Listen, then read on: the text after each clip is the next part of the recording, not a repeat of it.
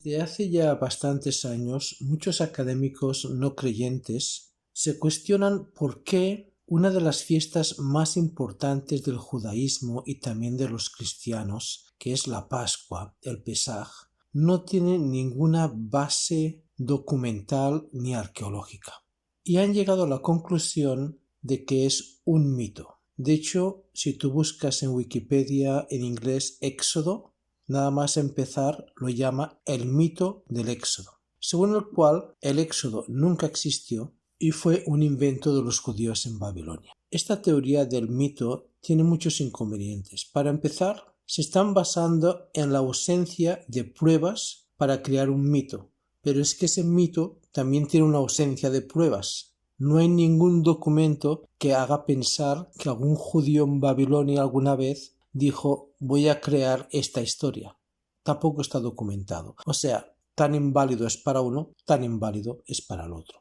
El gran problema creo que existe en que no han leído la Torá detalladamente, no han leído la historia del Éxodo con detalle y tampoco lo han leído en la lengua original. Para empezar, digamos que es imposible que alguien en Babilonia, a miles de kilómetros de la península del Sinaí, 1000 y pico años después, tuviera unos conocimientos tan exactos de la geografía, la climatología y la naturaleza de la península del Sinaí.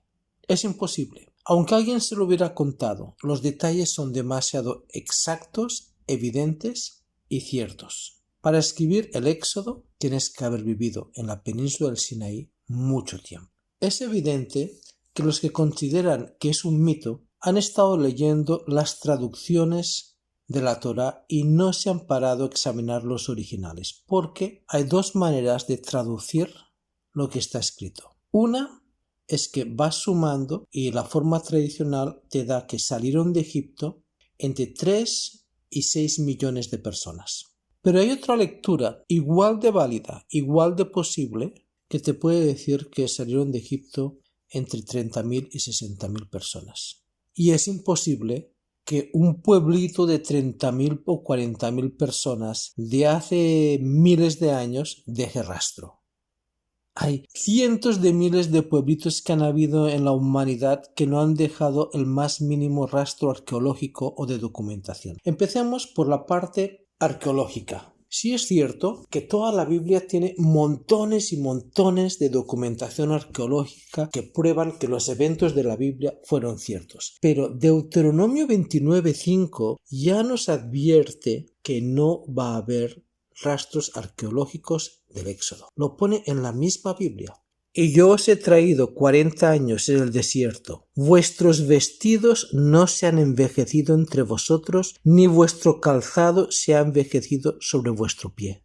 Es decir, que de las cosas que traían de Egipto, que lo que más se desgasta obviamente es el calzado y también la vestimenta, de eso no dejaron nada en el desierto, porque no se envejeció. Con la misma ropa que se llevaron de Egipto, es la misma ropa con la que sus hijos entraron en la tierra de Canaán. Y habitaron en tiendas, no hicieron túneles, no hicieron casas, no construyeron nada. El tabernáculo era una tienda que no se envejecía tampoco. Entonces no puede haber rastros arqueológicos de algo que ya Dios dijo que no se iba a quedar en el desierto. Miremos números 1, 2, 3. Tomad el censo de toda la congregación de los hijos de Israel por sus familias, por las casas de sus padres, con la cuenta de los nombres, todos los varones por sus cabezas, de 20 años arriba, todos los que pueden salir a la guerra en Israel. Los contaréis tú y Aarón por sus ejércitos. Aquí empieza la cuenta y hay dos maneras de contar esto. A continuación los va contando hasta que llega hacia el final del capítulo. Fueron todos los contados 603.550. Pero los levitas, según la tribu de sus padres, no fueron contados entre ellos, porque ellos no iban a la guerra. Entonces,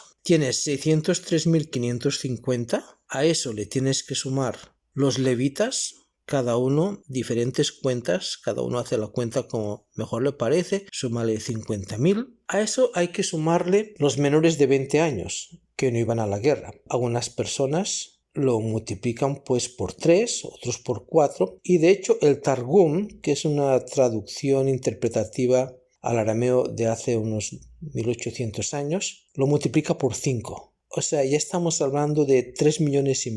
A eso hay que añadir los mayores de 60 años, que tampoco iban a la guerra. Evidentemente también había discapacitados, cojos, gente que no podía ir. Y luego el número que te dé lo tienes que multiplicar por 2. Las mujeres. Realmente sería por 2,1 o 2,2 porque en todas las poblaciones por algún motivo siempre hay más mujeres que hombres. Y encima tienes que añadirle lo que pone en Éxodos 12:38. También subió con ellos grande multitud de toda clase de gentes. Es decir, aparte de los israelitas, también fueron egipcios y de otras razas de otros pueblos con ellos, ya sea porque se habían casado, ya sea porque les gustaba su religión o vete a saber por qué motivo. Eso da una suma muy alta de personas. 3 millones, 4, 5, 6, quizás más. Sea lo que sea, ya fuesen 6 millones o fueran 60.000 personas, sobrevivir 40 años en el desierto fue un milagro. Ahora bien, estos números se pueden contar de otra manera. Piensa que los números en hebreo no existen. En hebreo moderno se utilizan las letras. Por ejemplo, la Aleph es el 1, la Bet es el 2, etc. Las combinaciones. Y leyendo el Salmo 119 se puede entender que en la época del rey David probablemente ya empezaron a utilizarlo de esta manera. Incluso en Proverbios 31 también se puede vislumbrar el uso de las letras como números. Pero en la Biblia, como se utiliza siempre, es que se deletrean los números, igual que en prosa en castellano. Así es como funciona también en hebreo. Ahora bien, los números en hebreo no son ambiguos, excepto un número que es muy ambiguo, el número 1000. Elef, especialmente si no lleva las puntuaciones masoréticas que no aparecieron hasta miles de años después, se puede traducir y se traduce de hecho en la Biblia de muchas diferentes maneras. La más lógica es la que hemos leído, que sería Elef es 1000. También puede ser el deletreo de la palabra Aleph, que es 1, y Aleph siempre simboliza cabeza. De hecho significa cabeza de ganado, cabeza de manada. También se puede traducir, o más bien dicho, se traduce a veces como príncipe, como jefe o líder, y otras veces se traduce como clan o familia. Entonces, algunos historiadores de renombre, como por ejemplo Kenneth Kitchen, que es uno de los egiptólogos más reconocidos que hay, un británico cristiano que también habla hebreo y que es una eminencia en egipciología, él sugiere que la traducción aquí no es 1000, sino que es clan. Entonces, ¿cómo lo traduce él y cómo lo traducen otras personas? Fueron todos los contados 603 clanes y luego viene una Vav y 550 que serían 550 comandantes de clan. Así es como él lo traduciría. 603 clanes con 550 comandantes. Y yo no digo que una traducción sea la correcta ni que la otra sea la correcta. Yo digo que hay dos opciones y las dos pueden ser correctas. Si lo miramos desde este otro contexto, que entonces saldría la cuenta como entre 30.000 o 60.000 personas, traducir Elef en vez de como 1000, como clan o como príncipe o como líder aparece en varios lugares de la Biblia. Incluso en la época del Nuevo Testamento se entendía todavía de esta manera. Fíjate lo que dice Mateo. Y tú, Belén de la tierra de Judá, no eres la más pequeña entre los príncipes de Judá. Él ahí está citando Miqueas 5:2. Pero tú, Belén Efrata, pequeña para estar entre las familias de Judá, de ti me saldrá el que será el Señor en Israel. Ahí te aseguro que no pone familias y por eso en muchas traducciones pone clanes de Judá. En algunas está traducido como tú, Belén Efrata, pequeña para estar entre los miles de Judá. En otras entre las familias de Judá, como en la Reina Valera, y en otras entre los clanes de Judá. Jueces 6:15. Entonces le respondió: Señor mío, ¿con qué salvaré yo a Israel? He aquí que mi Elef es pobre, que mi familia es pobre en Manasés. Aquí no lo han traducido como 1000, sino que está traducido como familia. Familia se está refiriendo clan. En Josué 22:14, que está escrito en el mismo hebreo que la Torá, y dice: y a 10 príncipes con él, un príncipe por cada casa paterna de todas las tribus de Israel, cada uno de los cuales era jefe de la casa de sus padres entre los millares de Israel. Ahí es más lógico haberlo traducido entre los clanes de Israel. Primera de Samuel 10:19. Pero vosotros habéis desechado hoy a vuestro Dios, que os guarda de todas vuestras aflicciones y angustias, y habéis dicho, no, sino pon rey sobre nosotros. Ahora pues, presentaos delante del Señor por vuestras tribus y por vuestros millares. Unos lo traducen, y por vuestros clanes. Primera de Samuel 10:19. Ahora pues presentaos delante del Señor por vuestras tribus y por vuestros millares, dice la Reina Valera, en otras lo traduce como y por vuestros clanes. Primera de Reyes 20:30. Los demás huyeron a Afec, a la ciudad, y el muro cayó sobre 27.000 hombres que habían quedado. Para que un muro mate 27.000 hombres, a ver qué tipo de muros tenían aquella gente. Queda mejor traducido 27 príncipes, líderes. Hay que pensar que el ejército de Jerjes era de 200.000 soldados. Un ejército israelí de 600.000 soldados sería el ejército más grande habido en la antigüedad. Si los israelíes estaban frente al Mar Rojo y eran atacados por 600 carros de Faraón, la pregunta es si tenían un ejército de 600.000 personas y 6 millones de personas apoyándolos, ¿de qué tenían miedo de 600 carros del Faraón? Sin embargo, Éxodo 1:9 sí dice que era muchísima gente, porque dice, he aquí el pueblo de los hijos de Israel es mayor y más fuerte que nosotros. O sea, estaban en Egipto y llegó el momento que aquellas 70 personas que habían descendido a Egipto se habían multiplicado en 430 años y se habían convertido en miles y miles y miles de personas, muchísimas más de las que había en Egipto. ¿Es esto una contradicción?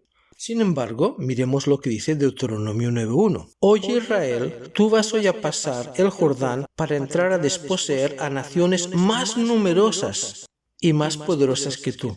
¿En qué quedamos?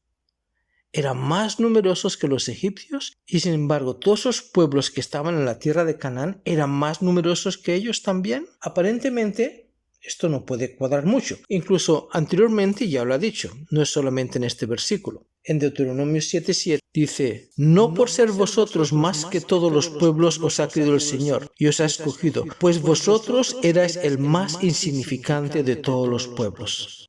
Y seguidamente en el 17 dice, si dijeres en tu corazón, estas naciones son mucho más numerosas que yo, ¿cómo las podré exterminar? Evidentemente esas naciones eran más pequeñas que Egipto. Y aquí está diciendo que Israel era más pequeño que esas naciones. Aparentemente puede haber una contradicción ahí. Sin embargo, la Biblia no tiene contradicciones. La Biblia lo que tiene son interrogantes que uno debe descubrir. Vamos a buscar un versículo muy interesante. Y luego que Faraón dejó ir al pueblo, Dios no los llevó por el camino de la tierra de los filisteos, que estaba cerca, porque dijo Dios, para que no se arrepienta el pueblo cuando vea la guerra y se vuelva a Egipto. Mas hizo Dios que el pueblo rodease por el camino del desierto del Mar Rojo, y subieron los hijos de Israel de Egipto armados. Vamos a ver, ¿en qué país puede haber una cantidad de esclavos mayor que la población local y que estén armados? ¿De qué tenían miedo ellos de ir a Canaán a luchar contra esos pueblos, estando ellos armados con el ejército más grande del planeta? El problema puede estar en la traducción.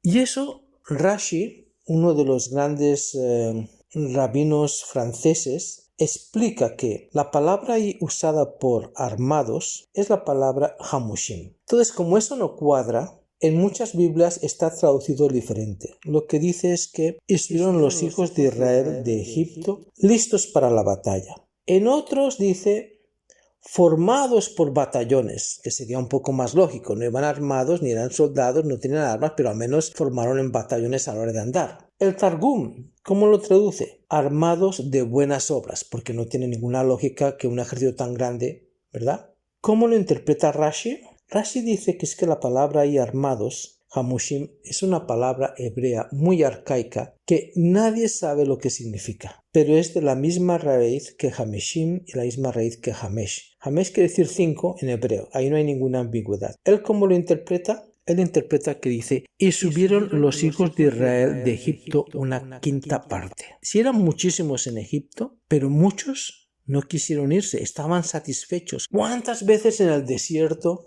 no dijeron que anhelaban la vida que tenían en Egipto? ¿Cuántas veces murmuraron diciendo en Egipto vivíamos mejor? Muchos, según Rashi, leyendo este versículo, se quedaron. Vamos a Éxodos 23. No los echaré de delante de ti en un año, para que no quede la tierra desierta, y se aumenten contra ti las fieras del campo. Poco a poco los echaré de delante de ti, para que te multipliques y tomes posesión de la tierra. O sea que eran pocos los que llegaron a la tierra de Canaán. La conquista de Canaán tiene momentos históricos de los cuales hay mucha documentación arqueológica, por ejemplo la toma de Jericó. La arqueología muestra que cuando el pueblo de Israel llegó a Jericó era una ciudad de 20.000 habitantes. Todavía están las murallas antiguas por allí, pero 6 millones de israelíes con un ejército armado de 600.000 personas necesitaban el gran milagro de la caída de las murallas de Jericó y todo eso porque no podían con un pueblo de 20.000 personas. La conquista de Canaán fue paulatina porque eran ciudades-estados, pueblos-estado, que se daba mucho en aquella época. Los griegos terminaron así. A veces se federaban para luchar. Igualmente el pueblo de Israel también se estableció por tribus, que eran pequeños estados, por así decir, y luego a veces se federaban, a veces no se federaban. Entonces la pregunta es, los historiadores que están buscando registros arqueológicos de la estancia del pueblo de Israel en el Sinaí, ¿no se equivocan al querer encontrar rastro de ello? Y en la documentación egipcia, tal como dice Kitchen, no hay rastro de lo que pasó. Pero ¿es que hay algún pueblo que va a hacer un gran monumento? Algo tan humillante como perder el gran ejército egipcio con todos sus carros del faraón contra un grupo de soldados desarmados. Nadie hace homenajes a los desastres de su pueblo. Todo lo contrario. Porque cada uno escribe las grandezas de su propia historia, no las derrotas. Por eso no hay documentación de lo que pasó en Egipto. Por eso los egipcios no hicieron grandes monumentos ni obeliscos acerca de cómo fueron derrotados en el Mar Rojo. Nadie lo hace. Un mito sería un mito absurdo. Todos los pueblos tienen mitos. Pero tú fíjate que todos los mitos de los aztecas, de los incas, de todos los pueblos, de los griegos, de los romanos, es un mito que los glorifica. Pero es realmente un mito que fueron esclavos en Egipto, que andaron perdidos por el desierto, que murmuraron, que se rebelaron contra Dios, que no obedecían. ¿Quién va a hacer un mito de eso? Eso solo puede ser la realidad.